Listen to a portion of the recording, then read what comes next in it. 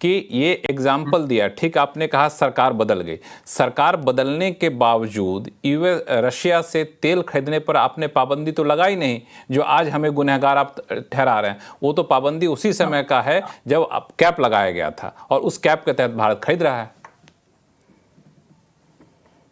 तो सरकार तो पहली बात तो डोमेस्टिक एक्सटर्नल पॉलिसीज दोनों बदलती हैं सरकारों से, लगा दी इन्होंने। देखिए ट्रंप साहब की अप्रोच है अनकन्वेंशनल, और ये ग्लोबल लिबरल लेफ्ट की अप्रोच नहीं है। तो अगर हम Macron, Keir Starmer, Australian PM, Canadian PM, ये सब एक होते दिख रहे हैं कुछ पॉलिसीज पे, या पहले एंगेला मर्कल थी, ये उनसे, ये राइट लीनिंग पॉलिटिक्स है, राइट। इनकी पॉलिसी है America first, and it is unconventional, it is more direct, ठीक है। तो ये एक राइट और लेफ्ट का फर्क है। तो हम ग्लोबल पॉलिटिक्स को भी अगर हम उसका लेआउट देखें और ट्रंप की अप्रोच भी देखें, तो देखिए इसमें अब किसी को कोई सरप्राइज नहीं होना चाहिए कि इनकी अप्रोच अनकन्वेंशनल है। ये पॉलिसी अनाउंसमेंट कोई जॉइंट सेक्रेटरी के थ्रू पेपर मूव करके नहीं करते, ये अपने ट्वीट से कर देते हैं। तो let us acknowledge that it's a policy, right, and adopt according to it. मेरा सवाल लक्ष्मण जी इधर आता है कि why is India playing a victim here? India is not a victim, right. और अगर आपने कॉन्शियस चॉइस ली है, देखिए डील कीजिए ना कीजिए, रिपीटेडली सेइंग इंडिया विल, भाई हर देश अपने नेशनल इंटरेस्ट देखेगा, right, there is no doubt about it.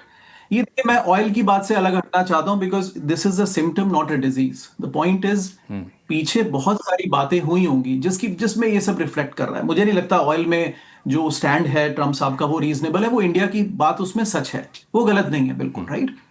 लेकिन वो पूरा सच नहीं लक्ष्मण जी। वो ये है कि इंडिया इज कम से कम इतना तो माना आपने कि ऑयल वाले मोर्चे पर इंडिया की बात ठीक है, ट्रंप साहब की बात बहुत रीजनेबल नहीं है। क्योंकि वो फैक्ट्स हैं। लेकिन देखिए हर अखबार की तरह से मैं अगर सिर्फ अपने ही फैक्ट्स रखूं तो वो आधी बात होगी। आप नहीं, ठीक 3 है। साल बाइडेन साहब के सरकार के दौरान में पहुंच जाइए, फ्री ट्रेड था, लेकिन इंडिया से अमेरिका के लिए तो फ्री ट्रेड था इंडिया के लिए, लेकिन यूएस अगर इंडिया कुछ भेजना चाहे तो कभी भी फ्री ट्रेड नहीं था, वो आज भी नहीं है। इंडिया के तकरीबन हर कंपोनेंट पे जिनको इंडिया रोकना चाहता है 150% के टैरिफ्स हैं। टेस्ला आपके यहाँ आज भी 70% टैरिफ देके लॉन्च हुई है, 70 राइट, वो भी जबकि बड़ा डिस्काउंट करके इंडिया ने किया है। हार्ली डेविडसन की चर्चा हुई, 150 से 70% कर दिया। ट्रंप साहब ने तो 25 ही किया, तो क्या गलत हो गया? तो India is not a victim here, right. India is a tariffing country, जो tariff as a tool India use करता है, और इंडिया नहीं तमाम डेवलपिंग कंट्रीज यूज करते हैं।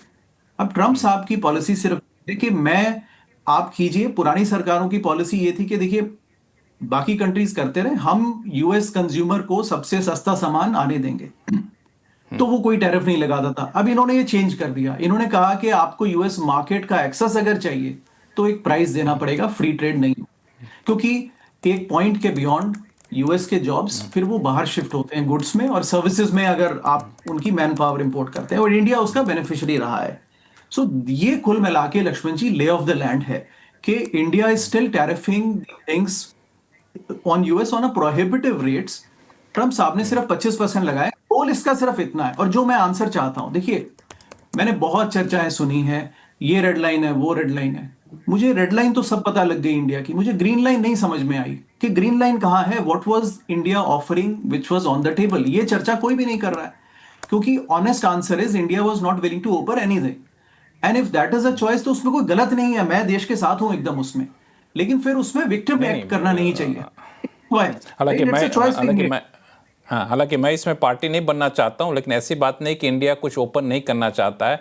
इंडिया ने बहुत सारे सेक्टर को ओपन करने पे सहमति दी है। जो फ्रेमवर्क बना था उस फ्रेमवर्क पे यूएस का अधिकारी, भारत का अधिकारी आपस में मिल बैठ के सहमति जताए थे, तब गए थे। और ट्रंप साहब वहां पे जा करके ऑब्जेक्शन करे तो अलग बात है, लेकिन उस पर मैं नहीं आपको काउंटर करूंगा। हमारे कई सारे एस्टीम्ड पैनलिस्ट हैं, उनसे मैं कहूंगा कि इसको देखें। 3 बातें आपने कही। इंडिया अपने आप को विक्टिम कार्ड क्यों खेल रहा है, टैरिफ किंग तो है आपका मानना है, और ग्रीन लाइन क्या है, रेड लाइन तो आपने बता दी। इन तीनों का जवाब अपने बाकी के 4 पैनलिस्ट से लूंगा। शुरुआत करता हूं आरती टिक्कू सिंह। लक्ष्मण जी, इनफैक्ट मैं अनुराग के साथ बहुत ज्यादा डिसएग्री नहीं करती हूँ। मैं बिल्कुल मानती हूँ कि इंडिया अच्छा, मुझे लगा कि आप बोलेंगे कि मैं डिसएग्री करती हूँ।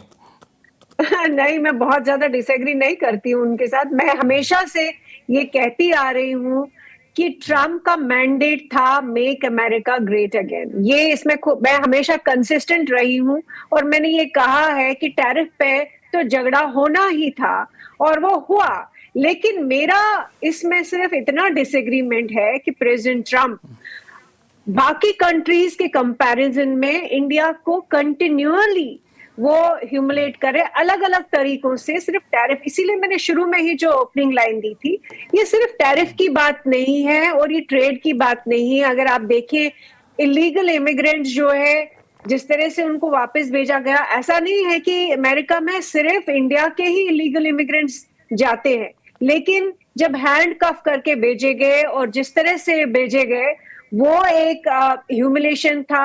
दूसरी बात, इंडिया पाकिस्तान के वॉर के ऑपरेशन सिंदूर के बाद लगातार ये कहना, बार बार ये कहना कि सीज फायर उन्होंने कराया और वो क्रेडिट लगातार ले रहे हैं इस बात का।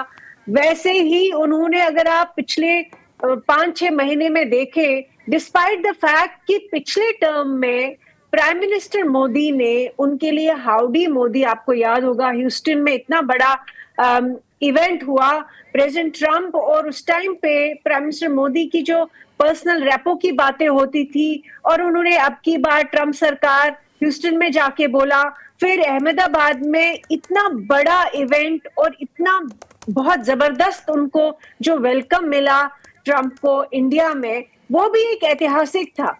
तो उसके बाद ऐसा क्या हुआ है कि लगातार पिछले 5 महीने से 6 महीने से वो लगातार इंडिया के खिलाफ बोलते आ रहे हैं। मुझे नहीं लगता कि ये नॉर्मल है, जबकि वो बहुत, आप ये आपके बड़े सारे पैनलिस्ट यही कहते आ रहे हैं कि उनका रवैया ही ऐसा है उनका।